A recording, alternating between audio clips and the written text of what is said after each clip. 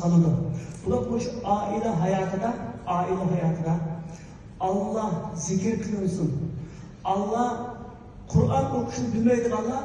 Kur'an'ı aşı nüvede kapıya, Kur'an'ın videosunu kapıya, keşke tınca ama bizden işini kılsam o, bizde bir huzur. Hatta evroya ayarlar, aşı hemen Kur'an'ı tınşak verse, o bala aynen Kur'an'ın suyduğun toğulduğun bu ilmi tecrübeler var bu doğrusunda. Biliyorduk Allah, Kur'an'ın yüzümüz okuşumuz, kandan bir öyle Kur'an, Allah'ın zikri, tövbe istiğfar, namaz, kem olsa şu öyle ittifaksızlık, inaksızlık, birbirini yakşı görmezlik aşılabında. Yani muhabbet hepimizin kalbi var. Ayağlarının oturustaki muhabbet, ballarımızın boğan muhabbet, atanımızın boğan muhabbet, keridaşlarımızın boğan muhabbet var.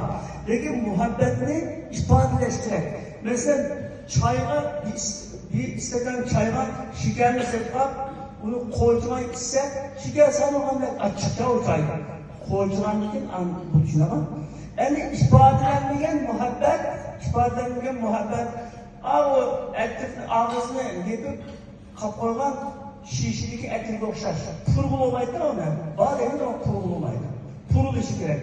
Şuna ailede hoşanlık buluş, huzur halalet buluş ve bağlarımızdaki yakşı sağlam üstüşe ve özümüzün bu aile hayatında hemişe behsadetin buluşun için Allah'ın zikir kılışını unutmasın. Zikir diyen iki türlü burada. Biri Subhanallah, Elhamdülillah, Allahu Ekber, dep Kur'an'ı koş, Allah'ın türlüyle zikir kılışın. Biri ya zikrimin bir türü Allah beni gece gündüzde, karanlık gündüzde edem var, yok her kadar Allah beni kontrol kıttırıp yaptırır. Neyli dünyalık işin olsun, neyli ahiretlik işin olsun, Allah beni kontrol kıttırdı diyen itikadla işitmiş, Allah'ın zikri kılmanlar şu. İki türlük zikir. Bu iki türlük zikrini biz terk etmeyecek, biz Allah'la kutu doğamamız, ucağı şeytan bizi yaklaşamaydı, ailemizle yaklaşamaydı, ailemizle azdıramaydı, Allah'a otursun muhabbetini yakşı buldu, vallahi terbiye işlerini düşüne yaptık. Eğer Allah'ın yaratmış kararında, onun orunu şeytan alırdı.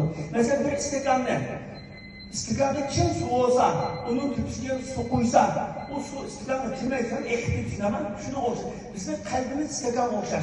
Kalbimizde Allah'ın muhabbeti, Allah'ın itikadı, yani Allah'ın muhabbeti, Allah'ın olan ihlas ve Allah'ın zikrinden doldursa kalbimizde, onunla başka gayri nesle, şeytanın vesveseleri, yamanlığına girmeyin. Eğer bizim kalbimiz hali kalsa, boş kazandak, yani boş istikamda, kuruk istikamda kalsa, bunu her kamerle zikirdir. Çoğuş aile hayatında teşekkür bekli buluşumuz için Allah'ını zikir kılış, ailemizde Kur'an köp okunuşu, okuyamaydı Allah, nüvede tınşak kapı işi, Allah'ını köp zikir kılış, köp tövbe kılış, şu artık bizim hayatımız bekli bulup